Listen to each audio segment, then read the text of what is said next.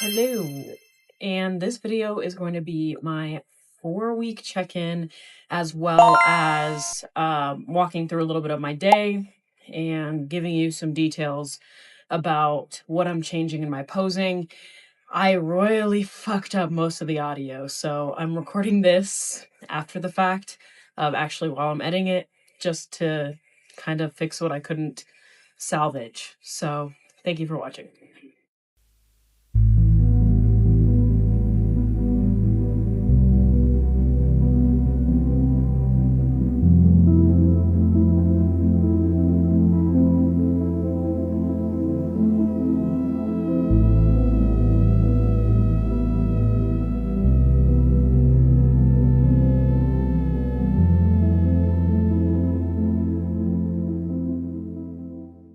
I am getting my steps in, talking to some clients. Today, I am just going through check-ins on Fridays. I always ask them wins, challenges, what they want their intention to be for next week, and just making sure too that if there's any changes that need to be made in their program, that they're made before the next week comes. And if they need a completely new program, looking at analyzing what they were doing, what their progress has looked like, whatever that means for them. Progress isn't always physique or weight loss. Sometimes it's like getting stronger, feeling better, just being more consistent. So making sure that I can analyze the details and then put forth a new phase of their program, or completely revamp into a new kind of goal to start with. Instead of just saying, this is phase 18, if we're completely changing the program, I'll just start back at phase 1, with the new goal being, the goal is the overarching and the phases are under the goal. So someone switches from, they have 4 phases of weight loss and then they want to go into a building phase, then I would say 1, 2, 3, 4 phase, and then starting at phase 1 with the new goal. Just another way to explain it. But I've been walking for about 30 minutes and my goal is 15K steps today, just at a nice pace. I think I'm going 2.2 right now. And so usually it takes me about an hour to walk 6,000 steps. It's probably a little bit over, but I always undershoot just in case. And so 2 hours is about 12. So I'll probably be walking for 2.5 hours total today. Normally that wouldn't seem so heinous because I'd be able to walk outside for like 45 minutes to an hour with my dog, but the weather is not cooperating. So looks pretty snowy and gloomy. It is perfect though. I can get a lot done. So I want to work on this stuff and then posing stuff. Okay, y'all. I am majorly embarrassed that I have my microphone for my camera plugged into the wrong place.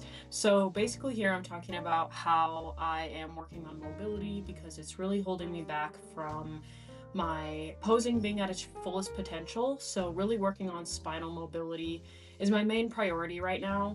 And so I chose to do just like a 10-minute follow along on an app. I use the Peloton app for this one, but usually I'll opt for YouTube. And so yeah, it's just really me working on my spinal mobility because my side poses are my weak point right now.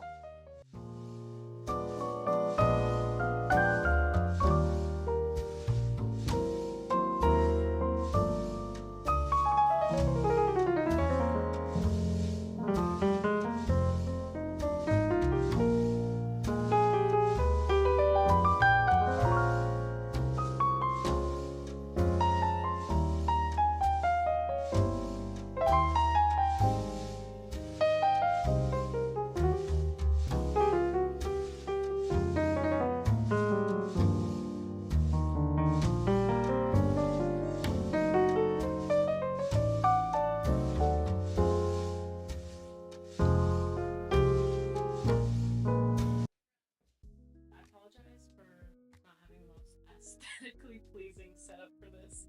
I don't have a lot of distance space to show this to where I can still see what I'm doing. But with posing, I'm really working on side poses. So my front pose has always been a little bit stronger just because I think it's the easiest for me.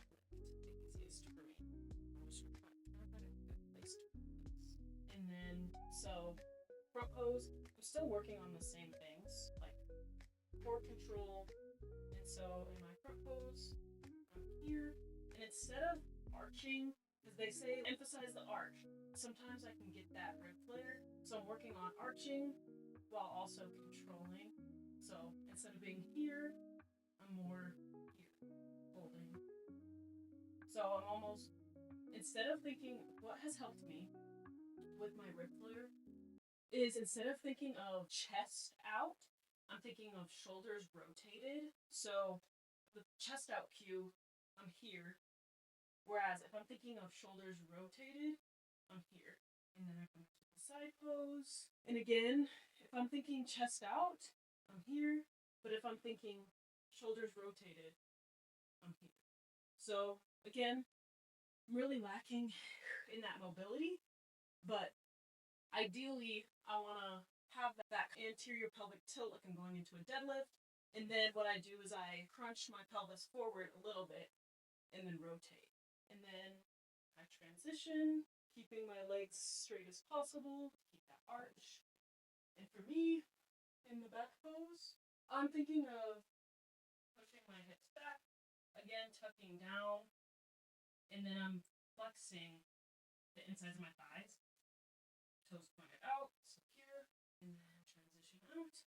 Side pose, back to the side. So again, thinking of deadlift, arch in the back, and then here, shoulders rotated, and then this is my bad side. So my rotation is not as good. My core stability is not as good. So I'm just going to drill that, holding it until failure, until I see that I'm breaking down a little bit. And so always think. So what I'm going to do is put my headphones on, and I like to practice. I'm just happy. I'm going to practice with some of my favorite songs. What I like to do is just essentially pick a song or two that has the energy I'm going for and do my flow through the song until it's done. And practicing holding 10-second holds. Just because typically I think it can range anywhere between 5 to 30 seconds. So I'd rather be over prepared and just be able to hold those positions a little bit longer. So those are the things I'm really working on. Crunching the core in those poses, eliminating the rib flare, because here just takes away from my waist. But if I'm here, sitting tall, looks much better through my midsection. And then just working on that symmetry on both sides. So really rotating the shoulders to fix the posture instead of chest out. That helps a lot. And you want to have that anterior pelvic tilt, but also tuck in that top core so that you can look really aligned. And so that's what I'm going to be working on. Is there something else that I was supposed to cover? My check-in. So I'm going to take my pictures and show you the comparison. So this is my front pose comparison. And first, I'm keeping really good glutes. So this is last week and this is this week. And I'm about to be on my period, so I lost a little bit of, or have a little softness through my midsection, but my torso rotation is better, so this oblique is coming through a little bit cleaner, and you can see I'm sitting back further into this hip, which is giving me more quad definition here, and I'm also just getting leaner all over, but my legs and my arms are really the last thing to go. So I'm seeing some more coming through my shoulders, for example, and also right through here. I'm starting to see a little bit more of my waist tightening. And then for my side pose, I was sitting a little too straight into this leg and losing some volume in my hamstring. So I pushed the hips back a little bit more, drove this shoulder back, which is giving me a lot better look through my chest, where I look a lot leaner through my chest and I don't look like I'm trying as hard. And I think also I'll be lowering this arm a little bit just so I can get a little better shape through my shoulder, which I did a little bit on this side. But really, I jam it into my side so I remember to gauge where my ribs are. So I still have some good core engagement, but you can see I'm flattening out a little bit through my tummy, and I still have some good shape through my glutes. and I'm just adjusting that pose a little bit. You see I have a little bit more bend in my knee, and I'm popping this calf a little bit more. Just gives me a really good look to this glute on the outside, and my shoulder looks pretty good here. And I'm excited to see how my mobility really helps change this pose. You can see my rib cage is higher here than it is here because I'm doing that crunching RDL motion, but I really like how this side pose looks much better than this side pose.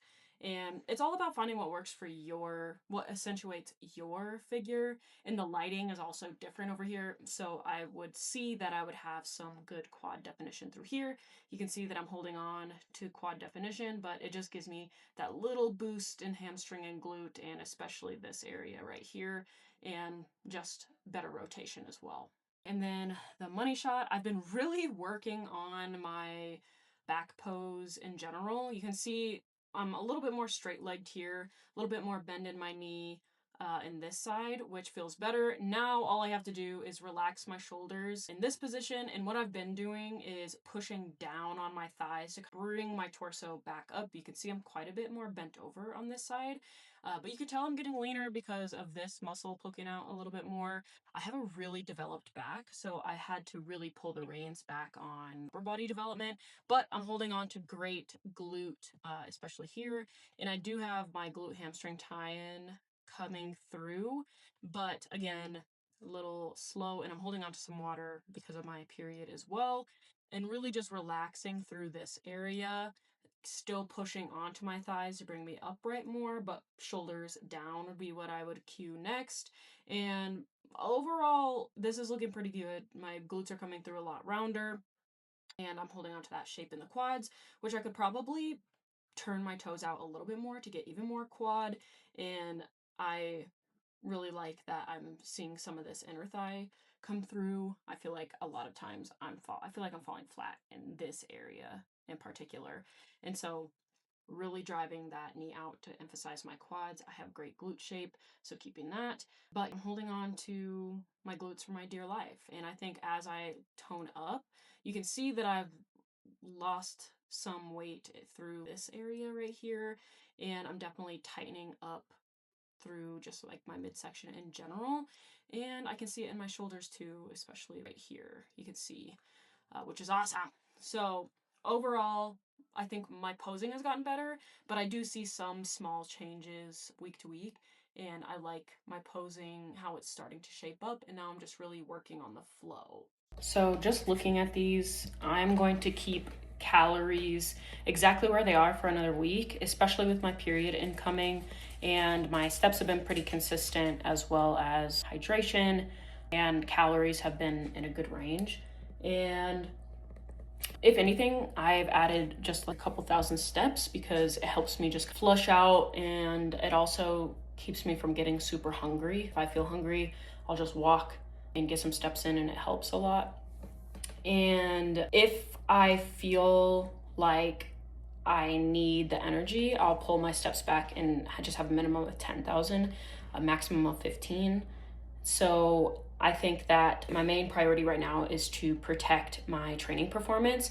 And if I see a dip in strength on any key lower body lifts, or I feel my recovery sliding a little bit, then I'd adjust by adding either a small refeed or bumping the lowest calorie day by like 50 to 100 calories, mostly from carbs rather than slashing more.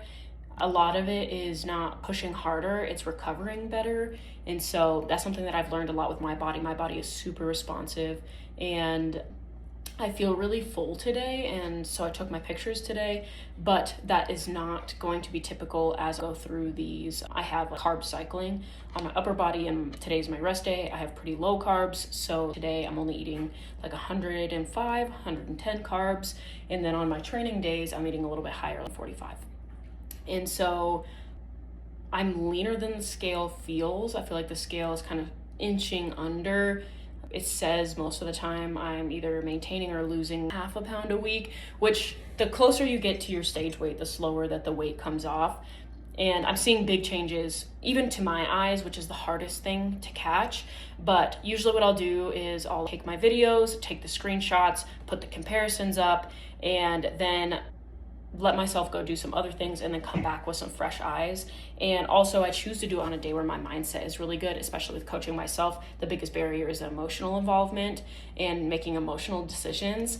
So making sure that I'm being really logical and being real with myself and saying, I'm leaner than the scale feels, my lower body is shaping up nicely and quickly, and my pace is pretty good, and I will change things if I stall for 10 to 14 days.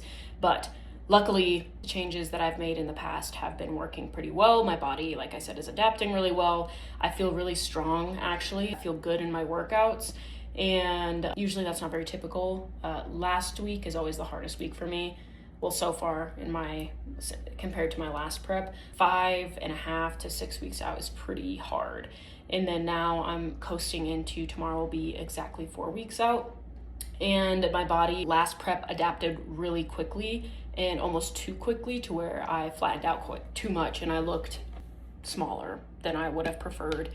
And so I'm really holding on to as much tissue as I can, really working on perfecting the posing for my body. And then really no adjustments this week. If anything, it's just executing more mobility. And I switched up my lifting days a little bit. I'm taking Friday as a rest day, Monday and Friday, rather than Monday and Tuesday, or Monday and Wednesday, just because I like sleeping in on Fridays. Sleeping in to me is 4 a.m. But I like being able to go. I went to bed at 6:30 or 7 and just go to sleep and wake up when I wake up, which my body just won't let me sleep past 4. I think I got up at 2:56 this morning, and I was like, if I can gaslight myself into falling asleep for the next hour, then I'll be good. And I did, so that was successful. And now I'm just gonna eat. I'm actually starving Marvin, and I need to eat some lunch. And so I'm going to have just some kidney and chicken. And for dinner, I'm gonna have sweet potato and chicken. So I'm gonna cook that up. I get to have a little extra fat today. So I get to have some Japanese mayo, which is so good. And only 11 grams of it, but I'll take what I can get. And then other than that, I'm just keeping on. I'm gonna go to Colorado this weekend. I'll take some videos and we'll just go from there. But so I'm feeling really good and I'm excited. And once my period passes, I'll be able to get like true tell of what my body looks like. But I'm not unhappy with how I look with all the bloating and everything. So I'm pretty happy.